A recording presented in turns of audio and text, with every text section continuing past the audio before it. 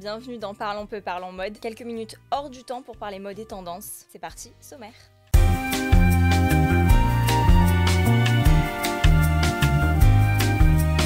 C'est la rentrée dans quelques jours, l'occasion pour nous de balayer ce qui fera la tendance automne-hiver 2020-2021, des tendances qu'on va adorer s'approprier. Notre portrait de la semaine est dédié à Alessandro Michele, directeur artistique de la maison Gucci depuis 2015. Il a su réinventer la maison avec des couleurs néo-baroques. Dans la rubrique iconique, on va parler aujourd'hui des plus célèbres Rangers au monde. Il s'agit des Doc Martens, des chaussures orthopédiques et une marque qui a su s'imposer grâce à une image rock'n'roll très appréciée. Et puis notre influenceuse de la semaine, c'est Ashley Brooke, experte du conseil mode, du lookbook et du how to style. Je vous en parle en fin d'émission.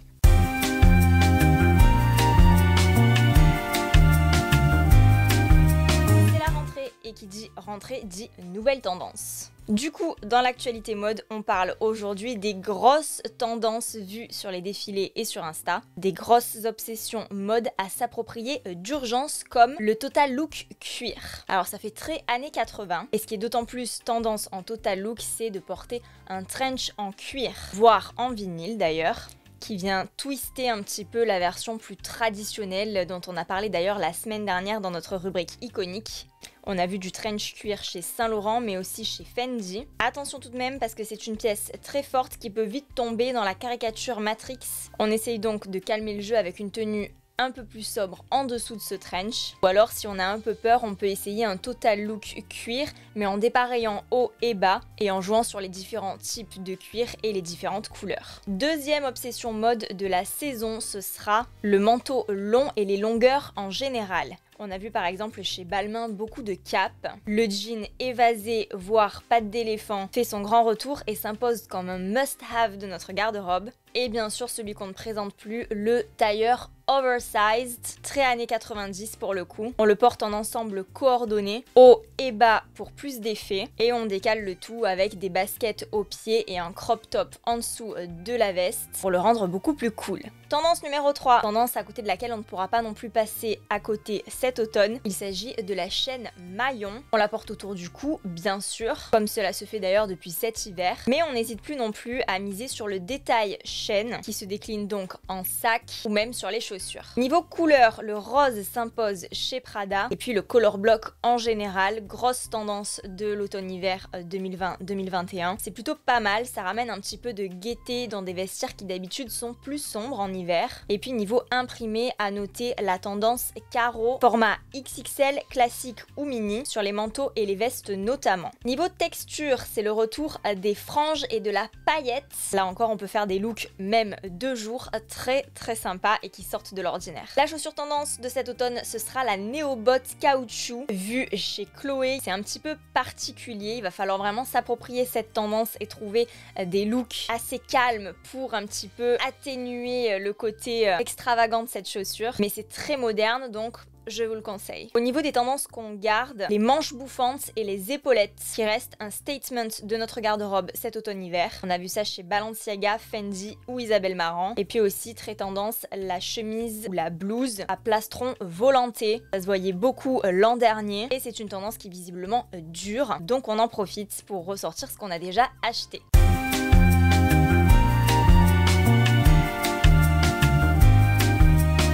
Portrait est dédié cette semaine à Alessandro Michele, dont je vous ai déjà un petit peu parlé dans les émissions précédentes. C'est le directeur artistique de la maison Gucci depuis 2015. Alors Alessandro Michele, c'est le designer de mode par excellence, avec un look un petit peu farfelu. Il est assez hippie dans son genre. On dirait un néo-Jésus habillé en costume de soie. Franchement, je suis fan de ce qu'il dégage. Alors, j'évoque Jésus, mais on peut vraiment parler de divinité mode quand on parle d'Alessandro Michele parce qu'il a une histoire un petit peu particulière au sein de la maison Gucci. Comme Jésus, il est apparu à la maison Gucci comme un peu l'homme providentiel, le sauveur de la maison après le départ précipité de Frida Giannini, qui était donc à la tête de la maison. L'histoire raconte que Alessandro Michele, quand il arrive chez Gucci en 2015, le temps presse pour créer la collection homme et il va nous pondre une collection en seulement 5 jours. C'est cette collection-là qui signe son arrivée triomphante à la maison Gucci en tant que directeur artistique. Et c'est une collection qui signe véritablement son style assez particulier. Avec Alessandro Michele, on a beaucoup de matières nobles, très travaillées. On a des fourrures, de la dentelle, des broderies, du velours, de la soie. Le tout donne un look assez cossu, très italien, limite baroque. Alors s'il a pu créer comme ça en 5 jours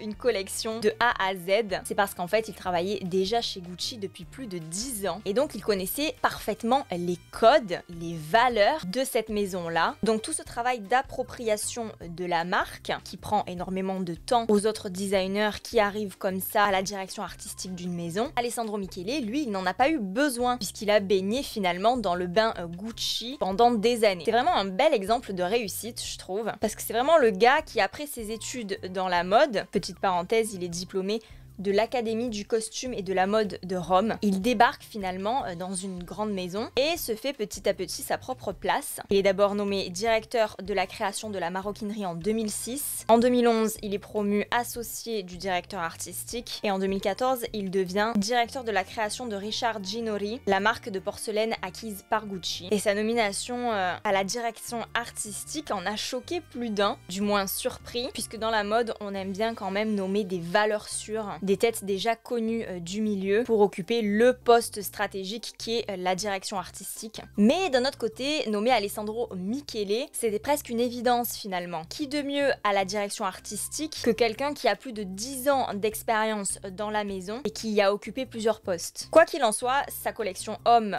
en 2015 en impose tellement que beaucoup comprennent à ce moment-là que Alessandro Michele apporte une nouvelle dimension à la maison et qu'il va falloir exploiter ce potentiel à fond pour justement retravailler l'identité Gucci, l'identité de la marque et la mettre à jour. Ces choses faites par la suite, les défilés suivants sont de grosses réussites et le style Gucci est révolutionné grâce à Alessandro Michele. D'ailleurs, c'est à partir de 2015 qu'on commence à avoir dans le dressing des fashionistas des statement pieces qui viennent de la marque Gucci. Il y en avait déjà avant, mais c'est vrai qu'à partir de 2015, ces pièces se démultiplient. On pense par exemple à la fameuse ceinture double G, remise au goût du jour. On a aussi les mocassins mules en fourrure, ainsi que le sac célébrissime, le fameux sac marmon, décliné en plusieurs modèles. Alessandro Michele est tellement doué qu'il a reçu plusieurs distinctions, plusieurs prix très prestigieux. Il a par exemple été nommé styliste international de l'année 2015 et 2016 lors des British Fashion Awards et il a également gagné le prix international de la CFDA, donc le Conseil des créateurs de mode américains, en 2016. We love Alessandro Michele.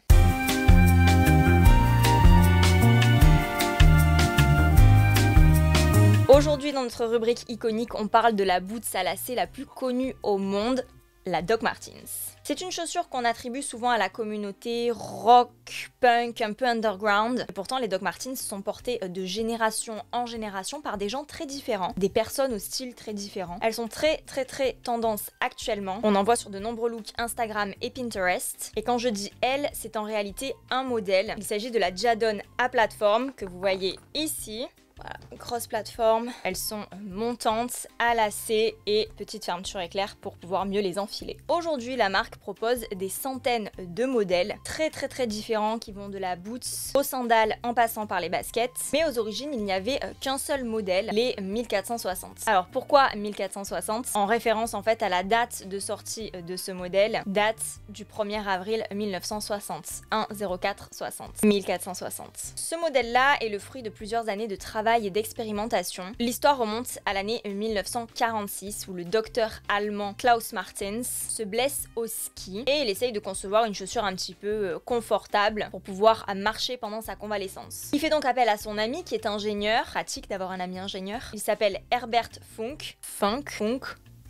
I don't know. Et ils vont concevoir ensemble une chaussure orthopédique finalement, montée sur coussin d'air. Et c'est cette idée qui est révolutionnaire. Une idée complètement folle à l'époque, mais dont on perçoit déjà le haut potentiel, et le concept sera donc breveté. En 59, un Anglais qui s'appelle Bill Griggs, il est fabricant de chaussures, il va négocier en fait avec les deux compères pour obtenir la licence exclusive de la production des Doc Martens. Il va d'ailleurs angliciser le nom, ajouter des éléments caractéristiques que sont les coutures jaunes et la languette à l'arrière, Mais à cette époque-là, Bill Griggs, il ne souhaite pas du tout faire de la Doc Martens un statement mode. Son but, c'est pas de faire une chaussure tendance. Son but, c'est juste de percer sur le marché de la chaussure équipement, qui est destiné donc aux professionnels, les travailleurs dans les usines, les travailleurs du bâtiment ou encore les professions type militaire, policier, gendarme. Parce qu'à cette époque-là, les Doc Martens étaient conçues pour résister à tout ou presque. Elles étaient robustes et notamment imperméables aux produits chimiques, ce qui faisait des Doc Martens une chaussure très appréciée dans les milieux professionnels. C'est plutôt grâce à la valeur sociale qui vont leur être accordées que les Doc Martens vont devenir des icônes. Je m'explique. Les Doc Martens vont rapidement être diffusés au sein de communautés considérées alors comme marginales, les punks dans les années 70, puis les jeunes se revendiquant de la mouvance grunge dans les années 80-90. Et comme ça, de fil en aiguille, tous les protagonistes se revendiquant d'une culture un peu alternative vont adopter les Doc Martens pour se différencier finalement des masses. Leurs looks sont très étudiés, les fameux jeans troués, les clous, cheveux colorés, tatouages, piercings pour montrer qu'on est différent et exprimer justement cette différence par le vêtement. Les docs vont devenir un petit peu le symbole de ces mouvements underground et on va donc leur attribuer une dimension rebelle, rebelle attitude. Et ça, les stars du rock'n'roll vont vite le comprendre. Qu'est-ce qu'ils vont faire ? Eh bien, ils vont eux aussi emporter au pied pour affirmer encore plus leur rebelle attitude. Et comme les stars de l'époque étaient de très bons influenceurs, c'est comme ça que la doc a commencé véritablement à se répandre. Avoir des docs au pied, c'était un peu le signe qu'on était cool, c'était le signe de l'anticonformisme. Et c'était très dans l'air du temps. Comme le style rock'n'roll n'a jamais vraiment quitté le monde de la mode, la Doc Martens, qui est une chaussure constitutive du style rock'n'roll, eh bien elle ne nous a jamais vraiment quitté non plus. Mais il faut quand même reconnaître que certains modèles connaissent plus de succès que d'autres et à des périodes différentes. Exemple, aujourd'hui, je viens de vous en parler, parmi les hit shoes à avoir, ce sont les fameuses Jadon à plateforme. Le modèle a inondé les réseaux sociaux. C'est en fait un modèle intemporel qui a été remis au goût du jour. Et ça, c'est l'une des stratégies gagnantes de Doc Martens en fait. La marque propose parfois des modèles très excentriques, mais elle sait aussi s'adapter à un public plus large en créant des modèles plus faciles à porter, mais toujours imprégnés de leur identité très rock. Et puis Doc Martens, c'est plus qu'une chaussure en fait. C'est aussi une image. En portant Doc Martens, c'est tout l'univers et toute l'histoire à contre-courant de la norme imposée par la société dans laquelle on vit et dans laquelle on ne se reconnaît pas forcément, qu'on chausse à nos pieds en fait. Porter des Doc Martens, c'est mettre un gros coup de pied dans la norme sociale et sortir des sentiers battus pour emprunter le chemin qu'on se ferait nous-mêmes. Si vous êtes attiré par Doc Martens et leur univers, abonnez-vous à leur newsletter. Ils proposent toujours des courriers très inspirants. Et puis je peux vous rediriger aussi vers une chaîne YouTube que j'ai découverte il y a pas très longtemps. Il s'agit de la chaîne Doc Lovers. C'est une nana qui fait des vidéos plutôt chouettes, qui sortent beaucoup de l'ordinaire et ça fait du bien de voir autre chose sur YouTube, en termes de mode et lifestyle en tout cas. En plus ça a l'air vraiment d'être une belle personne, donc je vous recommande à 100%.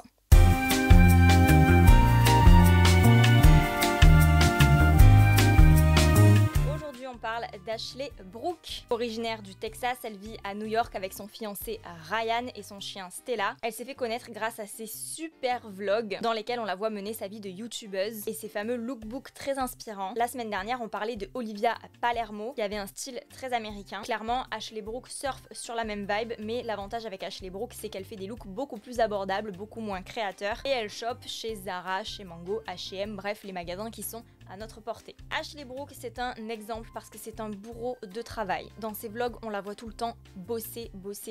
Elle est toujours aussi très inspirée niveau contenu. Elle a toujours été à la pointe niveau vidéo. Elle donne aussi toujours de très bons conseils mode. Et ces dernières années, elle a fait un très gros travail éthique sur l'influence qu'elle avait auprès de ses abonnés. En fait, elle s'est rendue compte qu'en tant qu'influenceur, tu peux très facilement inciter à la consommation ou à la surconsommation en matière de mode. Et elle essaye donc dorénavant de faire des vidéos d'inspiration et non plus des vidéos d'influence. Elle s'est mise au frip et au vintage, elle essaye de rationaliser ses achats et sa garde-robe en général, même s'il faut avouer qu'il lui reste encore pas mal de vêtements. Elle a un dressing de fou, mais bon, quoi de plus normal pour quelqu'un qui travaille dans la mode d'avoir beaucoup de fringues. À partir du moment où les fringues sont la matière première de ces personnes-là, leur outil de travail, parce que c'est normal d'avoir quand même un dressing comme elle a. Ce que j'aime beaucoup avec Ashley, c'est que ses vidéos sont d'une qualité de fou. Elle tourne avec des super bons outils en termes de caméra, elle a des drones, elle a un super set, un très bel appartement type loft, les meilleurs logiciels, etc. Dans ses vidéos, elle inclut beaucoup de web design, qui fait que c'est pratiquement des œuvres d'art en fait. Je sais pas comment elle arrive à poster aussi régulièrement du contenu d'une aussi grande qualité. Rien que ça, en fait, c'est hyper agréable et ça donne envie de regarder quoi qu'il arrive. En plus, bon, elle se balade tout le temps dans New York, ça aussi, c'est hyper glam, ça fait rêver. Et puis, elle est toujours aussi une très bonne source d'inspiration niveau food. Elle cuisine toujours des super petits plats équilibrés, vegan et diététiques. Tout ce qu'on aime. D'ailleurs, elle est souvent critiquée pour son poids parce qu'elle est très fine et très sèche. Il y a beaucoup de personnes qui la pensent maigre. Et je pense qu'en fait, c'est tout simplement son métabolisme qui est comme ça et qu'elle est comme ça naturellement parce qu'effectivement, quand elle nous montre des photos de quand elle était jeune, elle était comme ça. Donc, c'est vrai, elle n'a pas que des followers bienveillants, elle a aussi des haters. Je pense que ce qui a fait sa réussite, c'est un tout. Énormément de travail de qualité et surtout un travail régulier puisqu'elle poste toutes les semaines. C'est aussi une nana qui joue sur plusieurs tableaux, donc principalement la mode, mais aussi la beauté et du coup le lifestyle avec l'alimentation et le sport parce qu'elle fait beaucoup de sport. Et finalement tout ça l'a menée en l'espace de 5 ans à se forger une grosse communauté qui compte aujourd'hui plus de 460 000 abonnés sur YouTube qui reste quand même son social media de prédilection et elle a environ 157 000 abonnés sur Instagram je crois. Je vous conseille d'aller voir ses vidéos, c'est super inspirant, moi j'adore. En plus elle va bientôt lancer sa propre marque donc restez connectés. Voilà, c'est tout pour ce Parlons peu, Parlons mode, 7e épisode déjà. Je suis ravie de vous retrouver à chaque fois, franchement c'est un bonheur de vous tourner ces vidéos. N'oubliez pas d'activer la cloche des notifications pour être au courant à chaque fois que je sors du contenu, c'est-à-dire tous les jours sauf le dimanche. Retrouvez-moi dans mes vlogs tous les lundis à 17 h. Des nouveaux épisodes Parlons peu, Parlons mode tous les vendredis à 17 h. Vous pouvez aussi me retrouver sur mon compte Instagram, mon compte Facebook ou mon site pamelacobson.fr. Je vous embrasse, je vous fais de gros bisous, à la semaine prochaine.